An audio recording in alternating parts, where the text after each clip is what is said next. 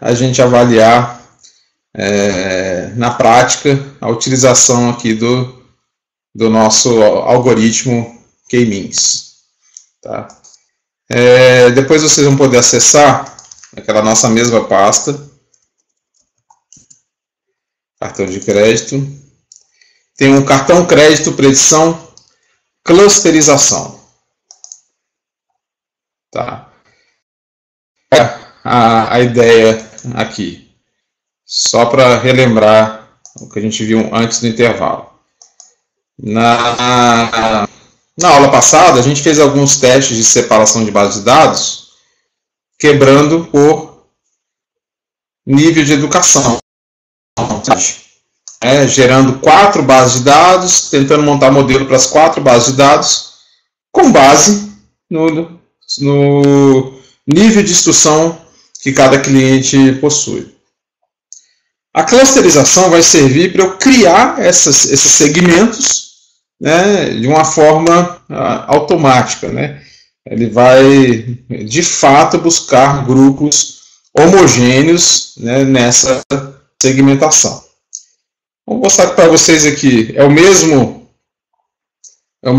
arquivo que a gente já usou nas nossas outras aulas. Tá? Eu vou só aqui ler o arquivo. Faço lá a categorização variável sexo. Consul, você não respondeu a chamada, Consul. Deixa eu ver qual que é o IP que está aqui.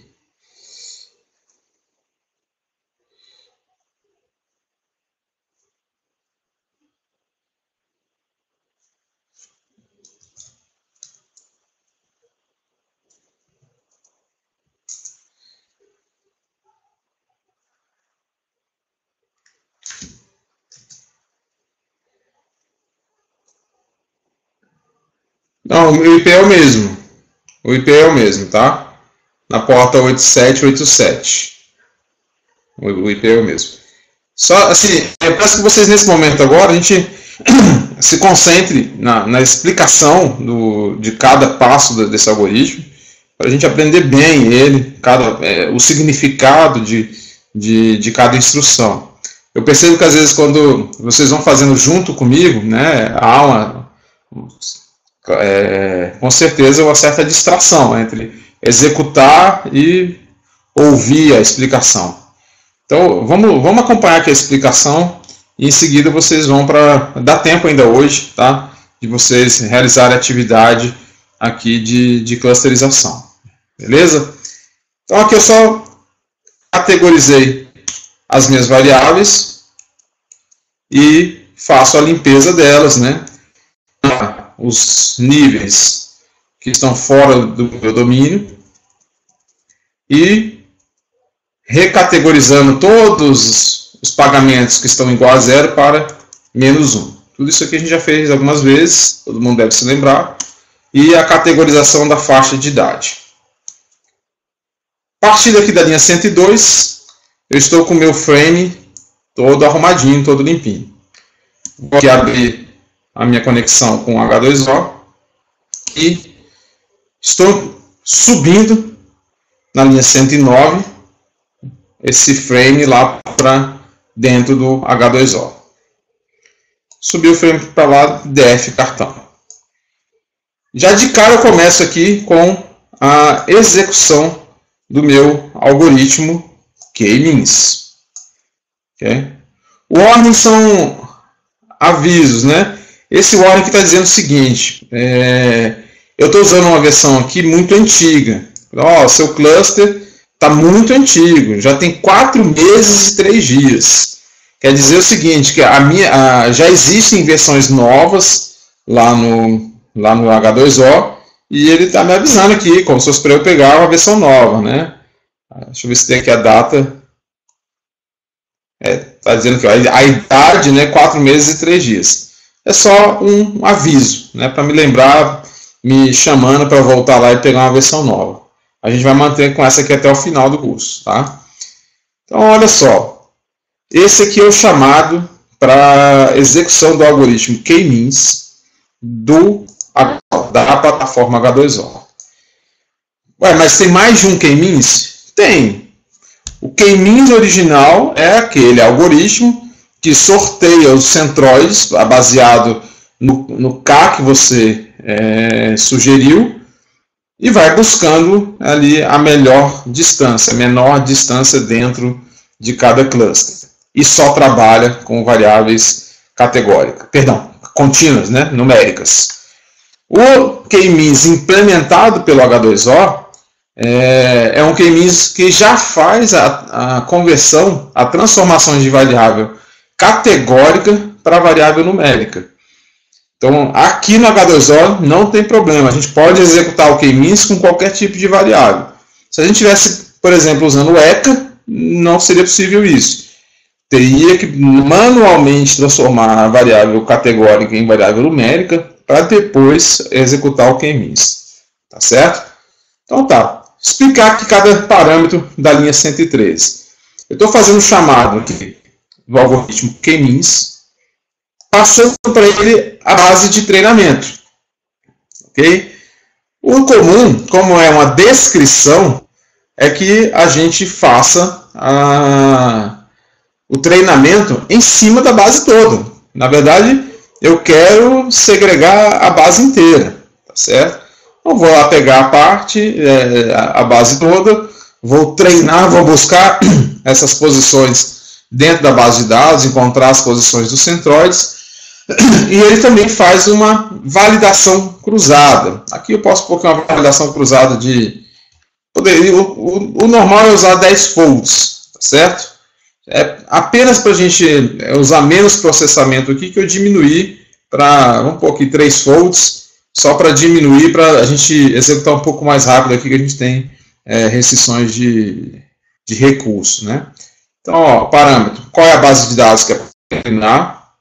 Não estou passando o frame de validação, por isso que eu estou usando o NFolds. Ou eu uso o NFolds, ou eu uso o Validation Frame. E aqui o X é a variável que eu vou usar para fazer a minha clusterização. Aqui eu vou fazer primeiro com uma variável só, para vocês perceberem aquela questão da reta. Tá? Depois a gente vai aumentando para 2, 3, 4. Primeira coisa aqui é tentar exercitar e compreender a interpretação dos resultados desse algoritmo. Então é mais simples, é mais intuitivo trabalhar com uma única variável para ver o resultado dessa modelagem. Depois a gente vai para a vida real mesmo e começa a colocar mais variáveis aqui dentro. Então, que ordem que eu estou dando aqui para o K-means?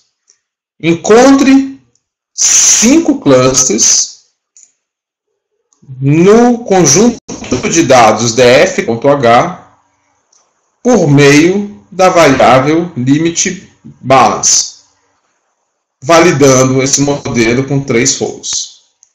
Essa é a leitura. Vou executar esse modelo. Okay. Já gerou o modelo. Como é que eu vou enxergar aquelas bolinhas lá, na verdade? Eu vou mandar executar aqui o modelo e chamar o atributo Cross Validation Metrics. Certo? Vou executar esse cara aqui. E está aqui o resultado do meu modelo. Chamar atenção para essas estatísticas aqui. As estatísticas dos centroides. Eu mandei ele elaborar 5 clusters. Está aqui. 5 clusters identificados pelo seu centroide, que é o ponto médio dentro daquela região. E aqui é a quantidade de elementos que tem dentro de cada cluster. Né? Eu não lembro quanto que a gente tinha dentro do nosso frame. Deixa eu só relembrar aqui. DF cartão H. Nós temos 23.150 exemplares.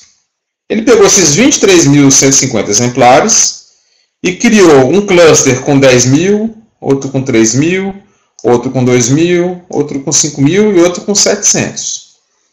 Ó, ele criou inicialmente então 3 clusters com tamanho bastante diferentes. Isso por si só não é um problema, ok? E o que eu tenho que olhar é a coluna aqui da direita, a soma dos quadrados. Essa é a soma do erro quadrático médio, ok? São as somas das distâncias. Eu estou tendo aqui um cluster com 82 de distância e o outro com 734. Vamos fazer aqui a primeira, então, a interpretação desse resultado. Ele conseguiu povoar cada um dos 5 clusters. Isso aqui vai, de fato, acontecer quase sempre quando eu usar apenas uma variável. Isso vai acontecer, isso não é problema.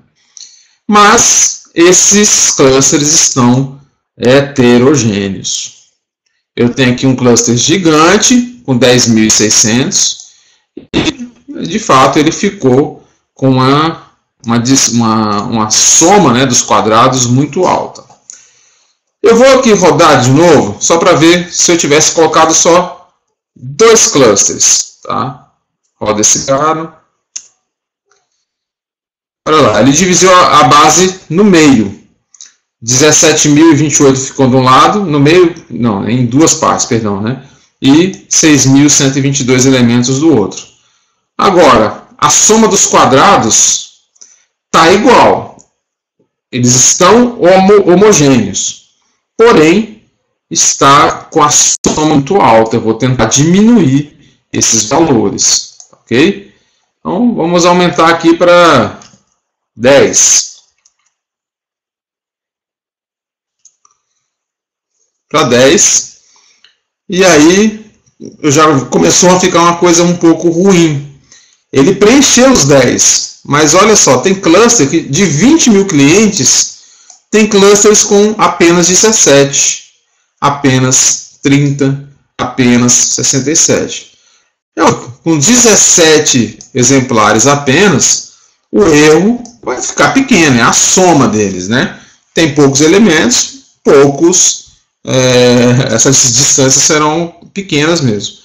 Isso já está me mostrando aqui que eu quebrei demais a minha base de dados. Ela ficou muito fragmentada. Eu vou diminuir mais um pouco, ou em 7.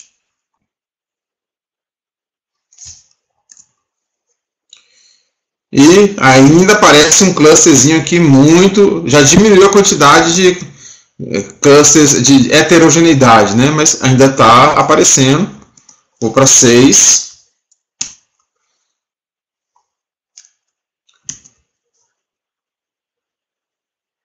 Ok. Ainda tem um clusterzinho aqui muito pequeno. Mas olha que bacana aqui. Eu tenho um cluster só com 108 exemplares e um erro de 32. Tem um outro cluster de 2.515, 25 vezes mais do que o cluster 5. E olha só o erro que ele tem. Isso mostra que ele encontrou um cluster aqui muito homogêneo. Muito homogêneo. Esse cluster aqui, essa quantidade de 6 já está começando a ficar boa. Essas quantidades são aleatórias para cada execução ou serão sempre os mesmos para esse K? Eles tendem a mudar, Daniel, porque a posição da primeira iteração dos centroides ela é aleatória. Então, a chance de formar composições diferentes é muito grande. Vamos mostrar aqui. Ó. Deixa eu fazer com 5. Vou subir um pouquinho aqui. 5. Me parece que aquele com 6 clusters ficou um pouquinho melhor. Mas vamos olhar aqui, manter com esse número 5. Qual que vai ficar melhor? Eu vou ter que sair modelando a minha classificação depois para ter certeza qual a melhor modelagem, se com 5 ou com 6. Eu vou executar de novo com 5K, exatamente a mesma configuração. E a expectativa é que os valores sejam diferentes. E é isso que ocorre, olha só. Aqui eu executei com 5K. Olha as composições totalmente diferentes. Ok? O que não é tão diferente, eu consigo perceber aqui aproximadamente uma distribuição parecida entre os clusters.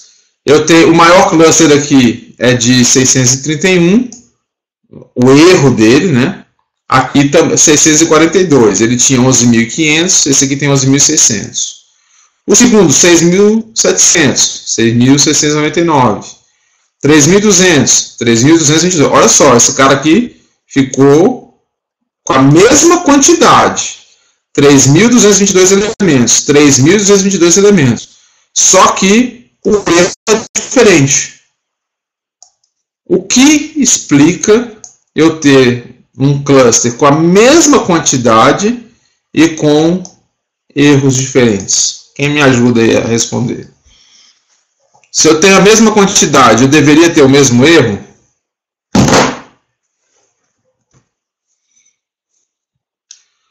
Uma das respostas é, realmente, o centroide ficou num lugar diferente.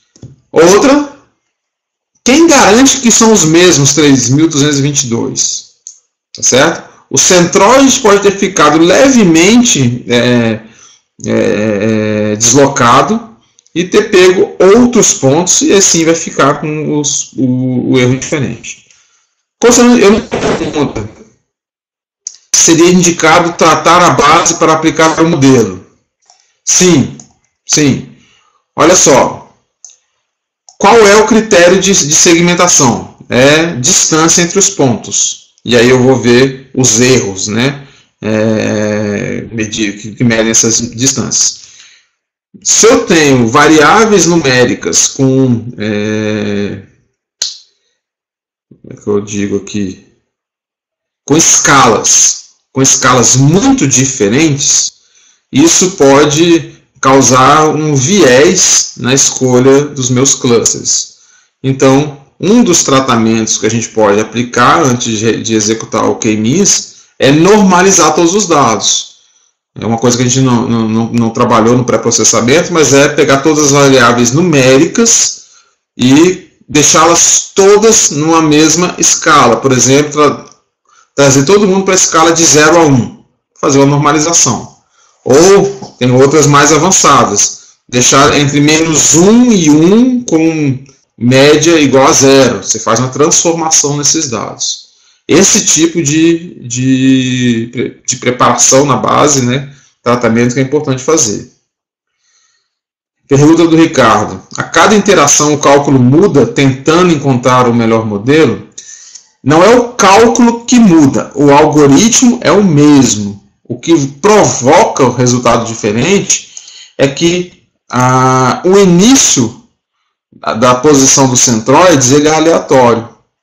Se nós tivéssemos o mesmo centroide, a posição inicial do centroide fosse a mesma, eu chegaria com resultados iguais, tá certo? Então, a aleatoriedade dos resultados está associada à aleatoriedade da primeira posição dos centroides. Ok? Então, deixa eu continuar aqui.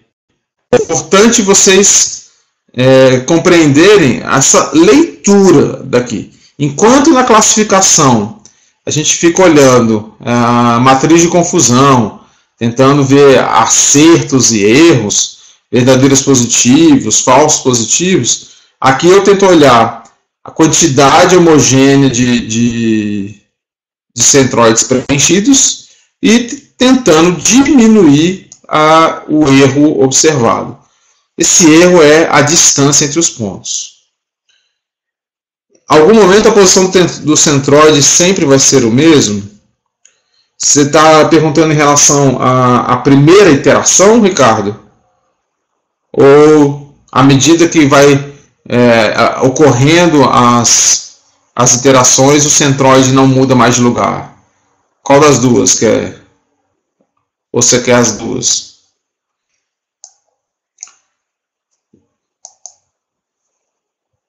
Consegue me ouvir, Ricardo?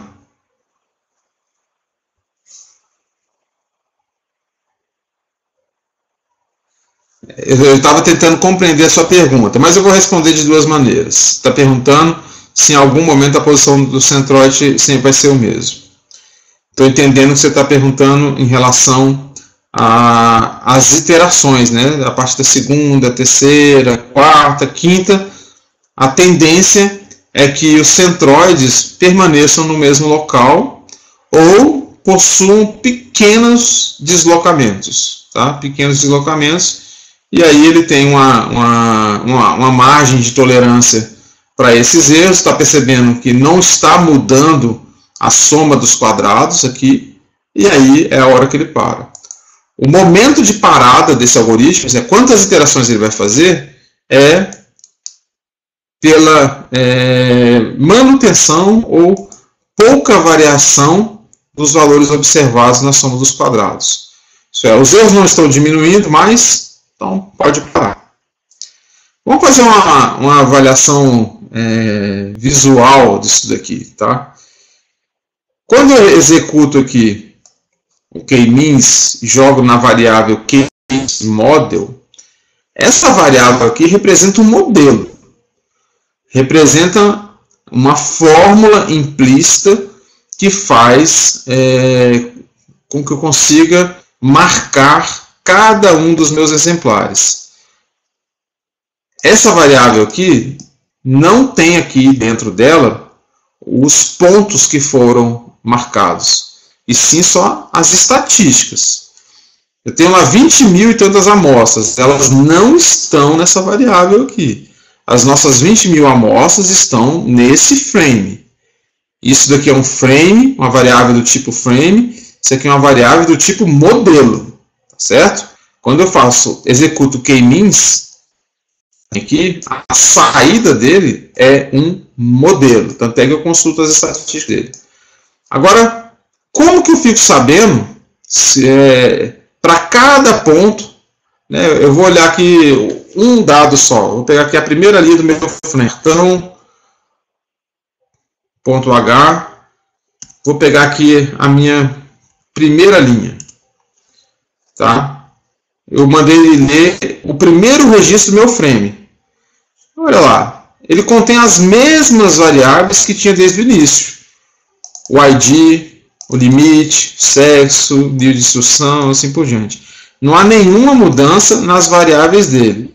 Esse frame só foi usado para gerar o modelo. O que eu vou fazer agora?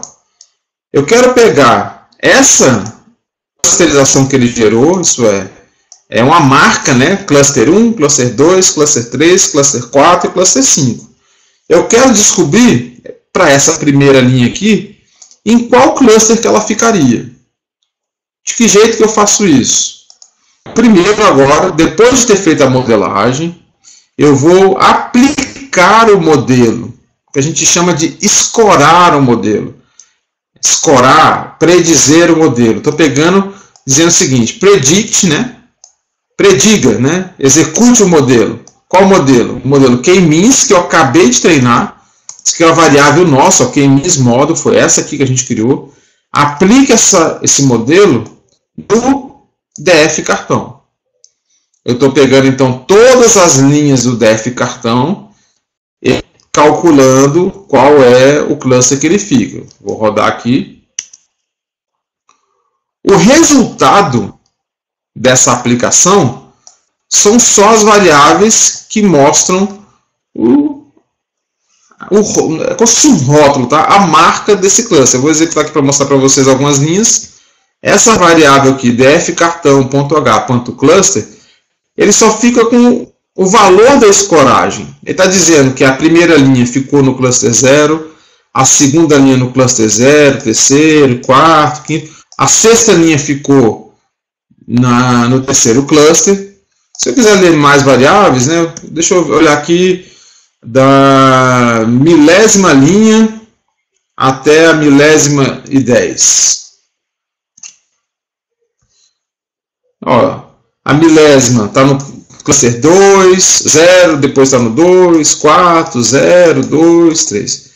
Quero chamar a atenção então, quando eu executo a predição, que é essa linha, ele só está me retornando o cluster que ele calculou. E então na linha 18, eu estou fazendo o join entre os dois. Estou pegando o meu frame original e fazendo um bind, que é colar esses dois frames lateralmente. Vou colar aqui os dois, 118. Vou olhar agora aquela linha primeira que eu tinha lido naquele momento, que não tinha o frame, agora tem, ó. Agora o meu frame df cartão.h, ele foi acrescido de mais uma coluna, que é justamente a coluna do cálculo do cluster. Então, olha o passo a passo. Quando eu mando rodar o modelo de clusterização, ele simplesmente cria, descobre essa regra que separam os clusters e guarda numa variável. Depois eu pego essa regra e aplico na minha base de dados.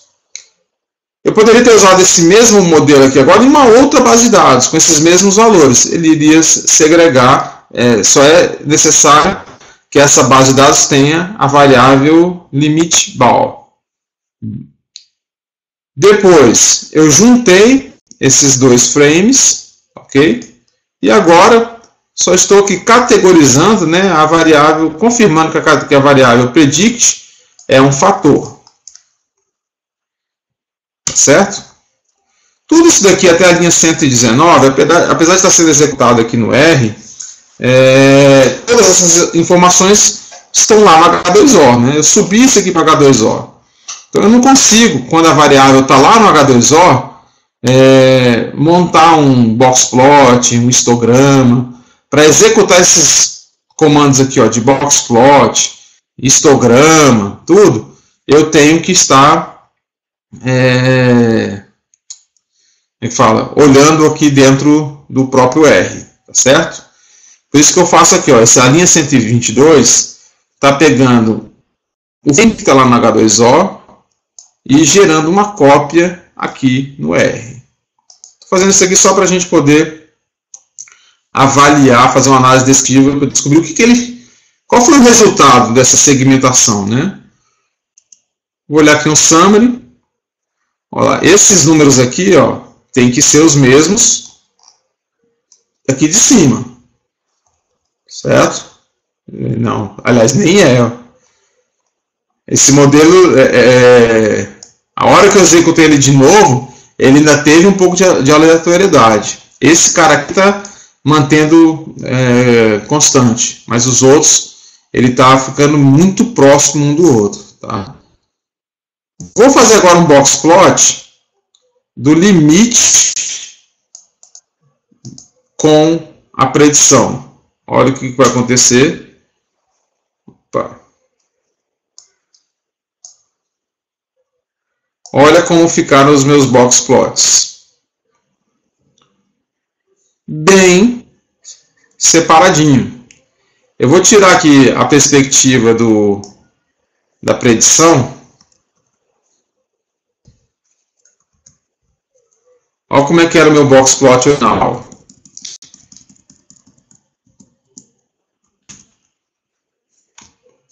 O limite era assim, ó, todo heterogêneo.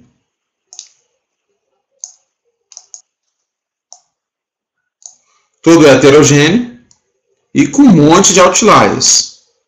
A partir do momento que eu criei os clusters, né, vou rodar ele aqui. Olha só, essa aqui é a variação dos limites no cluster 1. Variação dos limites no cluster 0, no cluster 1, no 2, no 3 e no 4. Ele realmente, isso aqui não vai ter sombreamento mesmo, porque eu usei uma única variável, tá certo? Ele não tem outro jeito, ele vai separar direitinho essa minha reta. Agora, e se eu tivesse feito com duas variáveis, né? Vamos olhar aqui as variáveis. Variável numérica primeiro, era de limite, e a outra, o montante pago. Vamos pensar aqui, o montante pago num determinado mês. Pay amount 1. Vamos pedir então, desculpem, para que ele clusterize não só considerando apenas o limite de crédito. Vou olhar aqui e vou pedir para ele, além do limite de crédito, clusterizar considerando o pagamento realizado na fatura do cartão no mês atual. Volto lá na linha 113, executo a clusterização e vou olhar o resultado. Eu rodei duas variáveis, mas continuei pedindo 5 clusters. Olha só, eu não achei muito adequado agora. Ficou muito concentrado em 3 clusters e 2 clusters aqui muito pequenininhos, certo? E mesmo os clusters muito pequenos, de 25 e 213, olha esse cluster aqui, 3. Só tem 25 elementos e o erro dele com 25 elementos está maior do que o cluster com 5.000. Isso significa que esse cluster aqui está muito heterogêneo, certo? É um cluster que não ficou bem formado. Então eu vou aqui mudar. Deixa eu dar um enter aqui para ficar tudo na tela para vocês enxerguem. Eu vou mudar o K, vou diminuir esse K para 4. Usando duas variáveis, vamos ver como é que vai ficar. Olha só, ainda está me incomodando ter um pequeno cluster aqui com um erro maior do que um cluster com 2.000 registros. Vou diminuir mais um pouco esse K.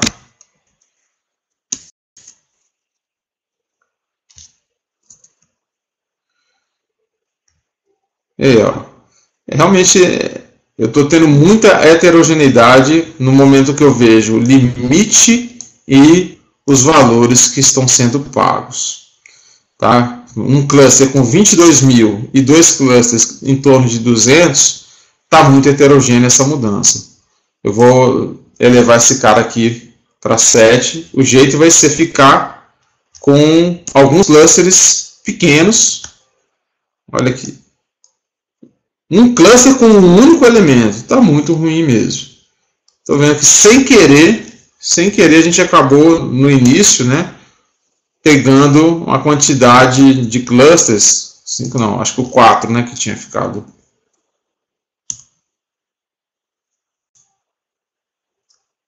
Eu posso rodar mais uma vez aqui, com os mesmos 4,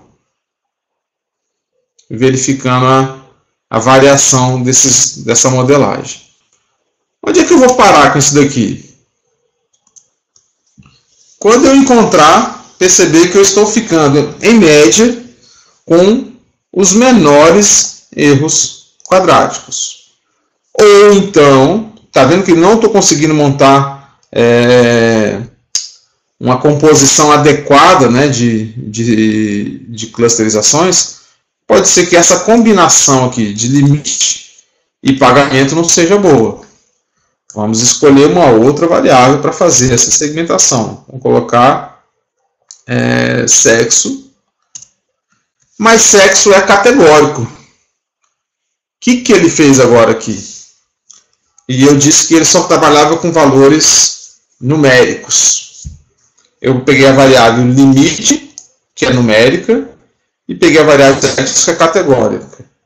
Ele faz, o próprio H2O está pegando essa variável e está criando o que a gente chama de variável dummy.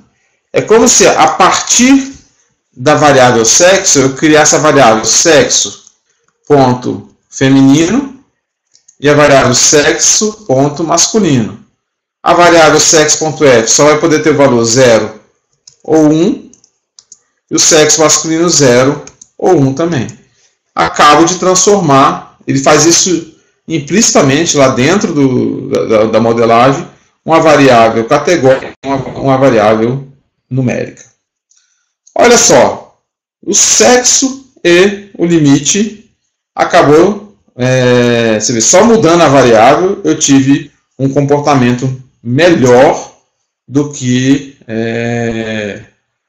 envolvendo limite de crédito e o pagamento de uma fatura num determinado mês. Mas olha só, professor, eu tenho que ficar testando, trocando essas variáveis, né? A primeira indução que a gente tem que tentar fazer é escolher variáveis que façam sentido do ponto de vista de negócio. Isso é, pense o que é que de fato afeta a vontade do cliente pagar ou não. Será que o fato de ser homem ou ser mulher faz sentido na motivação de pagar ou não pagar uma conta de cartão de crédito? Eu imagino que não, certo? Então, mesmo eu tendo ficado aqui com centroides mais parecidos, ok? Dá a impressão de que é como se eu não tivesse colocado sexo aqui. Se eu não tivesse colocado sexo aqui, os resultados poderiam também ficar homogêneos. Eu vou colocar um outro aqui, que é o marriage, ou education. Talvez isso aqui faça mais sentido no estudo do comportamento do cliente do que propriamente o sexo dele. Tá? Vamos parar por aqui em termos de clusterização e vamos ver como é que eu uso isso na nossa classificação. Eu vou aqui aplicar então a predição em cima da minha base de dados original.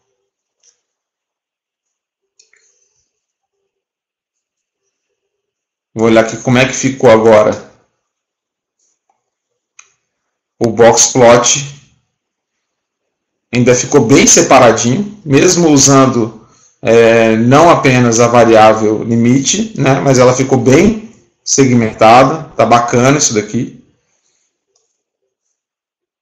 Vou ver se tem relação com o nível educacional.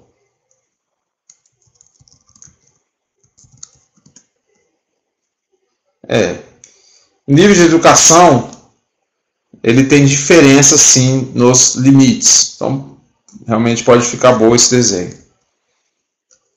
Então tá, vamos seguir. Qual que é a ideia agora?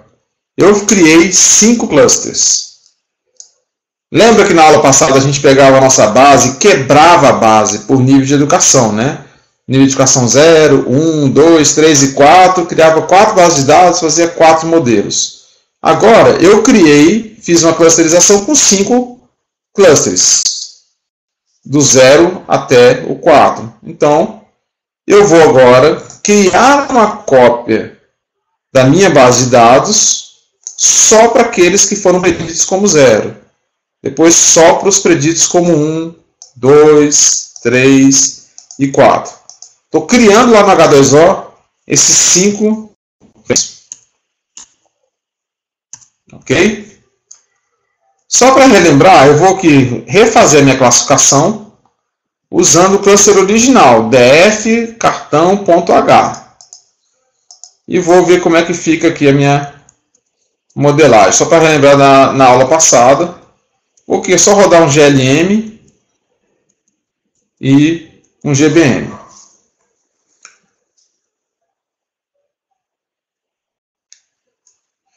Eu tenho aqui, ó, sem fazer nada, sem clusterizar, apesar de que essa variável, o meu frame já está com a variável da clusterização, tá? Eu vou tirar a variável da modelagem para ver como seria o modelo se eu não tivesse feito nenhuma clusterização. A clusterização gerou essa coluna chamada predict na minha base de dados. Eu estou vindo agora aqui mandando ele tirar a variável predict da modelagem.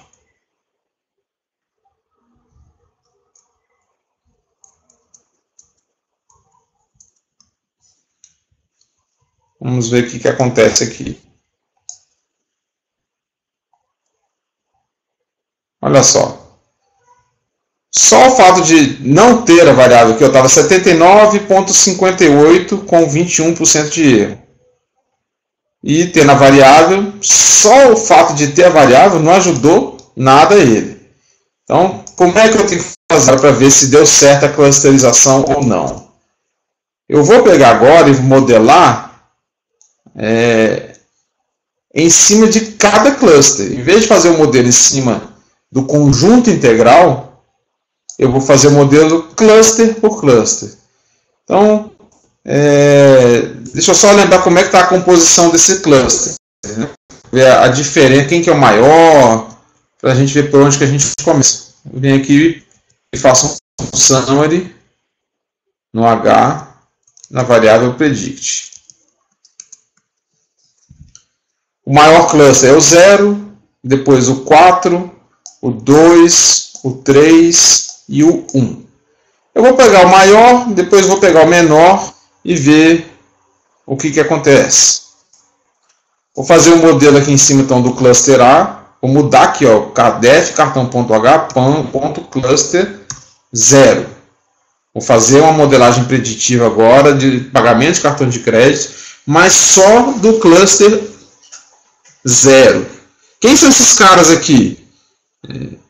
Antes eu fazia a separação por limite de crédito ou por nível de instituição. Agora é uma combinação que eu não sei a regra clara. Eu fiz uma aprendizagem não supervisionada para ele separar para mim.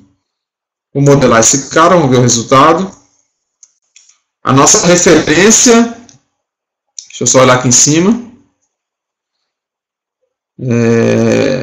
Eu vou parar de rodar o GLM aqui, só para a gente andar um pouco mais. Vou tirar daqui da tela, depois eu coloco de volta na hora de entregar para vocês. Tá? Vou rodar só o GBM para a gente ter um comparativo. Olhando ele integralmente, eu tinha 79,58, o erro de 21. Vamos olhar agora aqui se eu modelar só o cluster 0.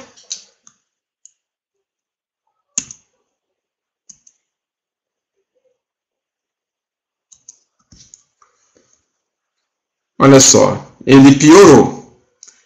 Isso tem um indicativo para mim, eu não olhei isso aqui ainda. Sem o cluster, todo mundo junto, eu tive uma resposta de 79,58. E agora, separando, esse cara está com resultado pior, é porque tem algum outro cluster com um resultado melhor do que esse. Vamos ver aqui. Esse com cluster 0, agora com cluster 1.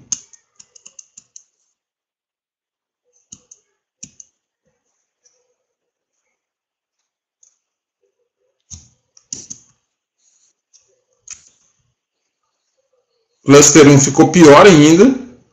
Então tem algum lugar aqui deve estar bom, não é possível.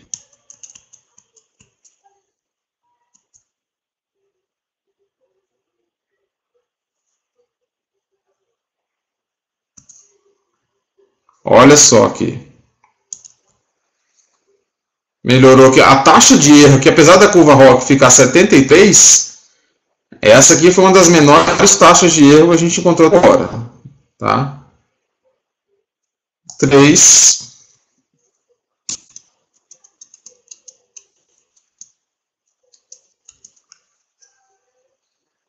Deu 72. E o 4.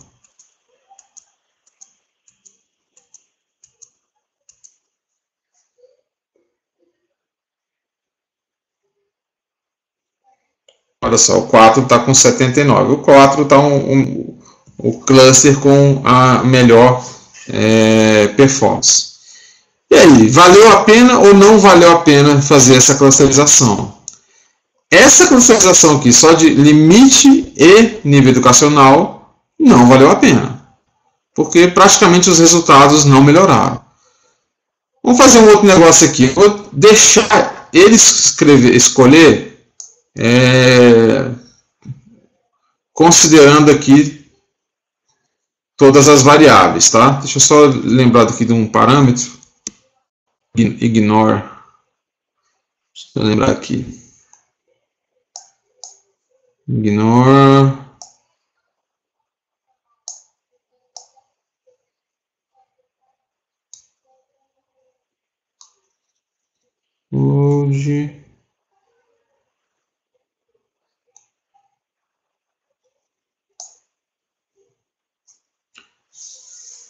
Tinha um parâmetro aqui para a gente retirar, não estou me lembrando. Então, eu vou fazer esse mesmo cálculo aqui. Vou escolher todas as variáveis menos o ID, que é essa variável mais x aqui, né? Vou pegar esse cara daqui, essas mesmas variáveis aqui, set difference,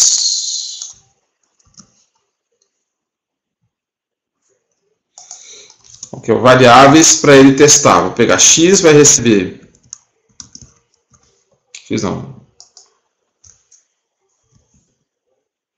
nomes que tem no def cartão,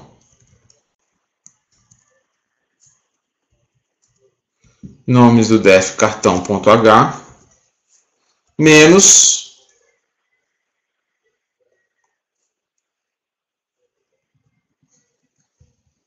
o ID. Ok? Vou começar de novo aqui, vou mandar a nova base para lá.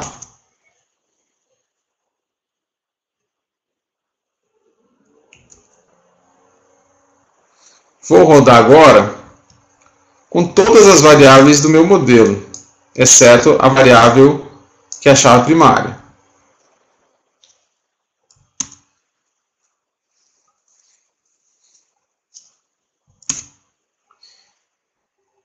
Ixi, ficou ruim. 5 variáveis aqui, ó, 5 clusters, tem clusters com apenas 2 segmentos. Eu vou mudar esse K para 3. Ele vai me encontrar lá 3 segmentos. Ficou ruim ainda, vou deixar com 2 só. Olhando para todas as variáveis, tá, pessoal? Opa, eu mudei no lugar errado, perdão. Aqui.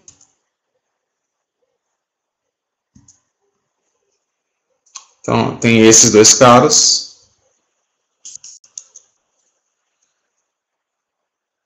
Só que agora eu só vou ter 2 clusters, né? Vou pegar aqui só o 0 e o 1. Vou rodar com o 1.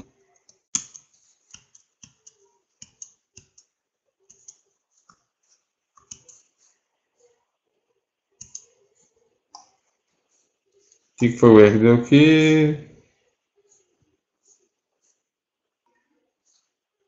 Ixi, esse 1 tem todo mundo de um tipo só. Não ficou boa essa predição, não.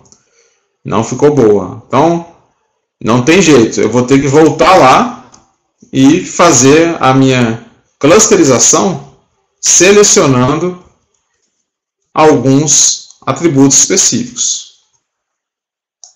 Ok? Então, resumindo aqui, pessoal. Na tentativa de melhorar a minha classificação, né, eu vou tentar segmentar a minha base de dados primeiro, com base numa clusterização não supervisionada, e depois eu faço uma classificação para cada um dos clusters que nós identificamos. No mundo acadêmico há um termo que a gente chama de estado da arte, né? Estado da arte quer dizer as melhores práticas num determinado assunto. Para credit score, então para predição de pagamentos, né, de defaults, né, é já reconhecido que essa é a melhor prática a ser utilizada. Isso é, toda vez que eu for fazer um estudo de predição de inadimplentes, predição de bons pagadores, isso é, como isso está fortemente relacionado ao perfil de quem está utilizando, e nós temos uma população em geral com perfis distintos, a regra manda que eu primeiro clusterize, encontre uma forma de deixar esses grupos homogêneos, né, de clusters, e depois faça um modelo preditivo de classificação para cada um dos clusters que a gente encontrou. O nosso trabalho aqui, na tentativa de melhorar esse algoritmo, então, não só mudando os parâmetros do do algoritmo, que hoje eu nem fiz aqui o grid, ok? Passa também a criar novos clusters, novas segmentações na sua base de dados, de forma não supervisionada, ok? Não supervisionada não quer dizer que a máquina faz tudo sozinho. Não supervisionado quer dizer que você não informa um rótulo para ela. Você passa um parâmetro de qual é a quantidade de clusters que ela tem que encontrar. E ela vai lá tentar encontrar, ainda que algum cluster fique até mesmo vazio. Há casos, se você tem cluster de, sei lá, 20 clusters, é possível, por exemplo, que um desses clusters fique vazio. Aqui, por exemplo, uma D20, ele teve um cluster que ele não conseguiu preencher. Tá certo? Isso tem muito a ver com o chute inicial dos teus centroides. Vamos parar aqui agora. Eu gostaria que vocês exercitassem essa... aliás, antes que eu me esqueça. Há uma forma de melhorar isso daqui, cluster, quando você falou de cluster, conso, cluster não, conso, sobre preparação de dados, né? De mudar as variáveis, de normalizar as variáveis. Tal. O algoritmo do H2O também já ajuda a gente a fazer isso daqui, que é o parâmetro standardize. Ele está aqui já, ó, inclusive... O default dele já é trabalhar com os dados normalizados, tá certo?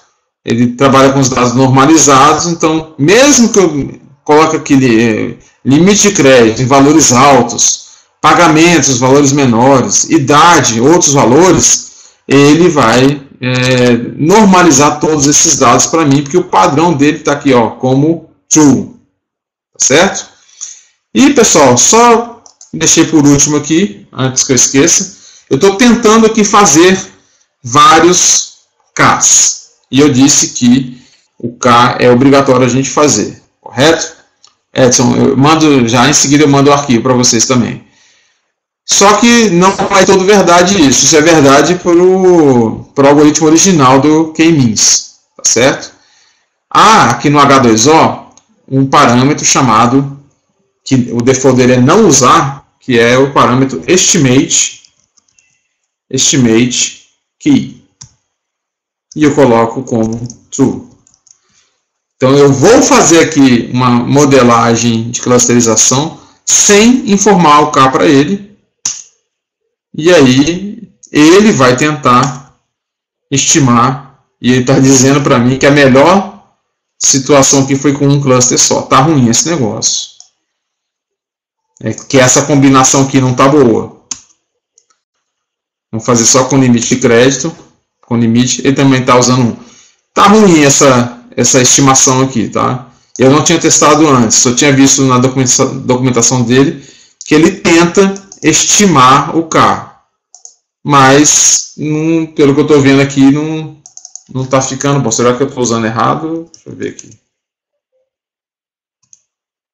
Não, realmente não está bom.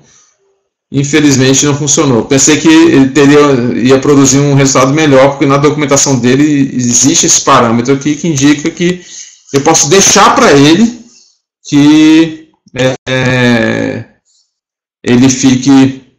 ele escolha, ele chute o K, né? Então vamos voltar aqui e deixar. Infelizmente vou ter que fazer essa escolha aqui, um K.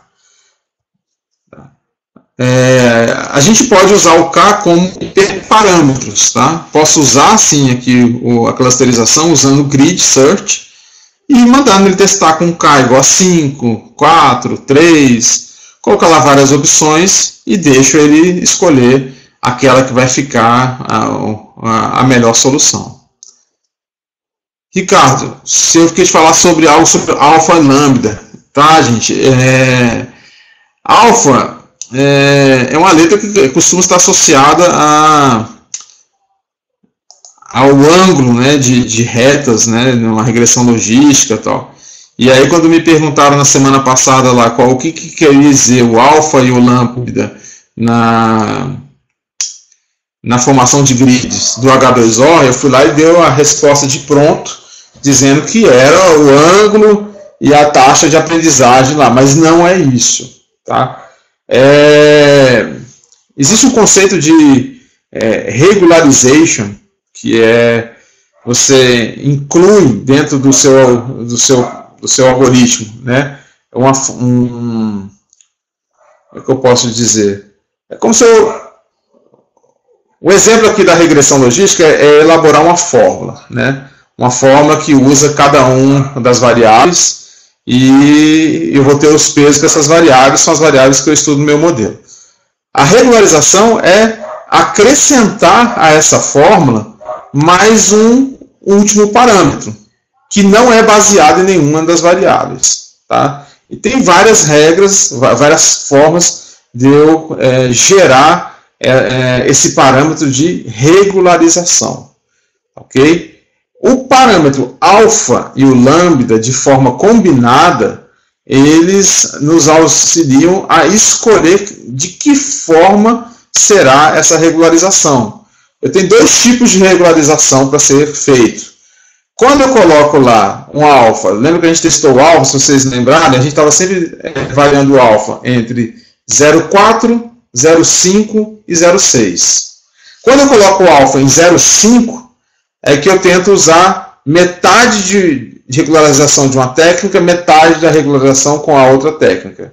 Quando eu coloco o alfa de 0,4, eu coloco 40% de uma técnica, 60% da segunda. Quando eu coloco o alfa como 0,6, eu ponho 60% da técnica 1 e 40% da técnica 2. Tá? Então, essa questão do alfa é para regular a minha calibragem no momento de realizar essa regularização. Esse conceito de regularização é semelhante ao bias que a gente coloca lá numa rede neural, né? Coloca mais um atributo aleatório lá, desconhecido. Tudo isso com o objetivo de evitar overfitting. Tá certo? Eu vou deixar o modelo pior, o resultado dele vai cair, mas com isso ele fica mais generalizado. Tá? Então, usar a combinação de alfa e lambda é para provocar, né, alguns acréscimos de fatores na sua equação, de modo a evitar overfitting. Tá? Por que isso? Dos algoritmos que a gente tem, dois que são muito passíveis de ocorrer o overfit, um é a regressão logística. Quando eu coloco muitas variáveis, ele tende a ficar com overfitting. Se eu colocar poucas variáveis, sem problema. E a outra é quando eu uso a árvore de decisão e coloco uma profundidade muito grande. Então, 2 pontos de atenção. Usou regressão logística com muitas variáveis. Usou a árvore de decisão com muita profundidade, eu tenho que tomar cuidado para que os meus modelos não fiquem super ajustados. E aí eu treino o modelo, fica tudo bonitinho, acertando lá 95% dos casos em treinamento. Quando vai para a vida real, ele começa a errar bastante. Tá certo? O Edson tinha me perguntado ao longo do dia sobre alguns parâmetros, né? Como é que funcionam os parâmetros lá do Grid Search. A sugestão que eu dou, assim, a gente tem alguns que a gente usa mais, né? Mas lá naquele link, ele passa todos os parâmetros que são usados no H2O, independente de qual algoritmo, de qual procedimento. Então, ali fica como se fosse só um dicionário mesmo. Não sai lendo um por um, não, que às vezes você pode até se confundir. A ideia é você, quando eu for usar aqui, eu quero usar o K-means. Eu venho aqui no K-means, clico o mouse em cima da palavra K-means e teclo em F1. Isso vai fazer do lado direito aqui o help daquele algoritmo, e aqui mostram todos os parâmetros que são compatíveis com aquele algoritmo. Tá? Acho que a maneira de verificar isso melhor é essa daqui. E aí, se aqui não estiver bem explicado, ir lá naquele link que eu passei para ler sobre aquele parâmetro. Eu quero ver os parâmetros do GBM. Coloco aqui o cursor em cima dele, F1, Aqui ele vai me mostrar todos os parâmetros utilizados no GBM, os argumentos aqui ele explicando cada um deles, para que serve aquele algoritmo. Se eu quisesse ver aqui o do alfa, escrevo aqui H2O, F1 nele, e ele vai me mostrar aqui os parâmetros, entre eles o alfa, cadê o alfa? O alfa e o lambda. E aqui, cadê? Aqui está dizendo que o alfa serve para fazer a distribuição dos métodos solver e BFGS, que serve para regularização numa logística, ok? Para evitar aqui um eventual overfitting, tá certo? O tamanho desse lambda aqui, se o lambda for zero, não vai ter nenhuma regularização. Se o alfa está zero, cadê? Olha, se o alfa for 0,5, metade para solver, metade para LBFGS. Eu não sei, eu não conheço esses métodos de regularização. Se alguém quiser um pouco mais de detalhes sobre eles, eu vou atrás para conhecer e explicar para vocês. O que eu conheço é o que é uma regularização, tá certo? Criação de fatores adicionais da sua fórmula do GLM, de regressão, para tentar evitar um overfit. Tá certo? Então é isso, pessoal. Para hoje, em termos de teoria, eu tinha imaginado para vocês aqui passar essa parte da clusterização. Vou voltar aqui. Só para relembrar aqui o tema. O que é a clusterização? Eu tenho um conjunto de pontos, uma amostra, e eu quero encontrar grupos homogêneos dentro daquela amostra. Quando eu tenho um atributo de negócio e a partir dele eu consigo separar a base de dados, está claro para mim já esse comportamento, eu nem uso a clusterização, que é uma modelagem a mais, né? É um trabalho a mais. Eu vou lá e segrego aquela minha base de dados com base no conhecimento de negócio. Aquilo não foi suficiente, eu parto para a parte de clusterização não supervisionada, né? Toda clusterização vai ser não supervisionada, um método não supervisionado para separar a minha base de dados. Tá joia? Queria que vocês agora exercitassem um pouco disso daqui, nem que fosse para poder assim, compreender o operacional disso. Como é que eu quais são os parâmetros que eu tenho que setar, entender a leitura dos resultados desses parâmetros e assim por diante, tá? Eu estou salvando aqui esse programa, eu vou disponibilizar aqui os dois programas e a base de dados aqui no nosso WhatsApp e deixar a base de dados aqui para vocês treinarem também, tá certo? E vou ficar aguardando com vocês aqui. O sábado está ficando muito vazio. Essa vez aqui praticamente foi só o Alexandre praticamente não, só foi o Alexandre e o Ricardo, né? No sábado. Contem comigo aqui para vocês tirarem dúvida, pessoal. Serve.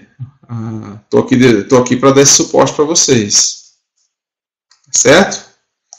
Eu vou colocar aqui a base de dados para poder, quem quiser fazer na própria máquina fazer, né? Ou usar aqui o RStudio da minha máquina. Deixa eu já liberar aqui para vocês o WhatsApp. Só um instantinho.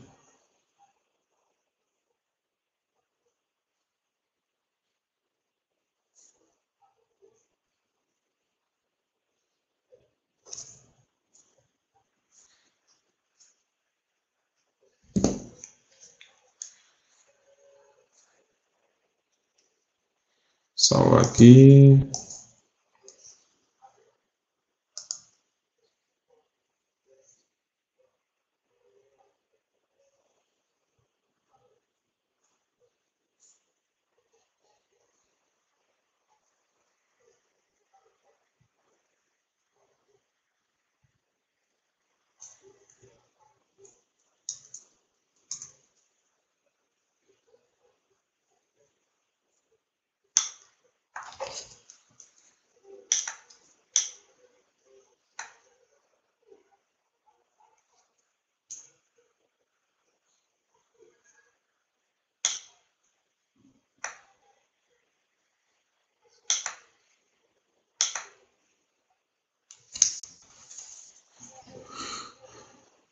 Sim, Eritos, o arquivo da minha pasta já está salvo. Se quiser baixar de lá, já pode pegar também. O Edson eu já mandei pelo WhatsApp, tá? Acabei de postar aqui no WhatsApp, os dois. O dataset, né? E o arquivo com o código-fonte da clusterização.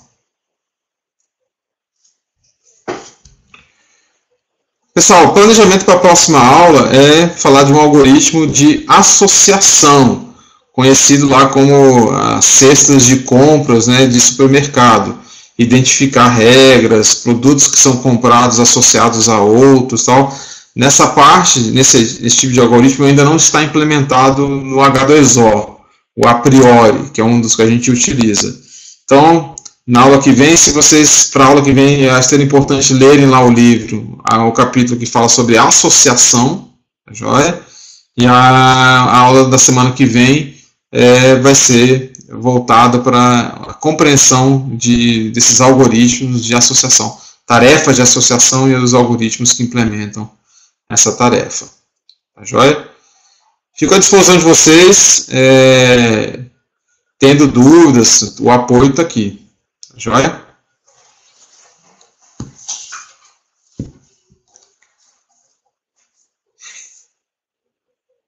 Beleza, boa noite, Edson. Qual programa, Letusa?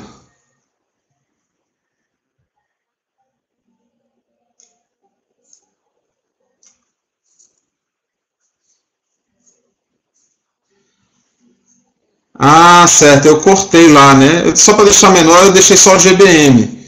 No anterior tem os demais. Deixa eu colocar os anteriores aqui no WhatsApp também para vocês.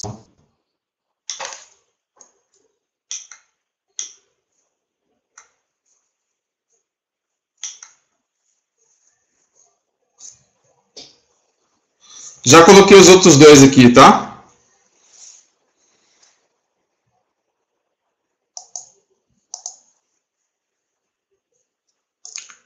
Deixa eu ver aqui.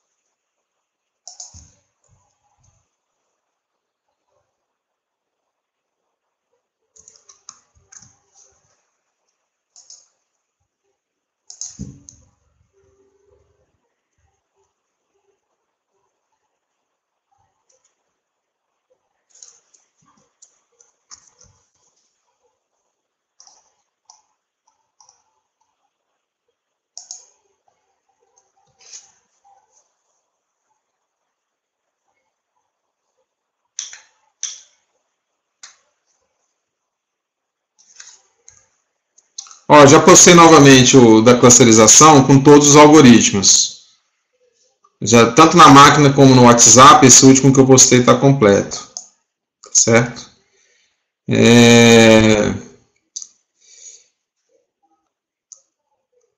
Deixa eu só um instantinho. Eu vou parar de gravar aqui, pessoal, para facilitar o pessoal que tem acompanhado depois os vídeos. Quando termina a aula fica muito espaçada aqui a conversa e acaba que o vídeo fica muito grande para o pessoal assistir. Eu vou só parar a gravação agora, né? Terminou as explicações, eu fico aqui para tirar dúvidas, só um instantinho.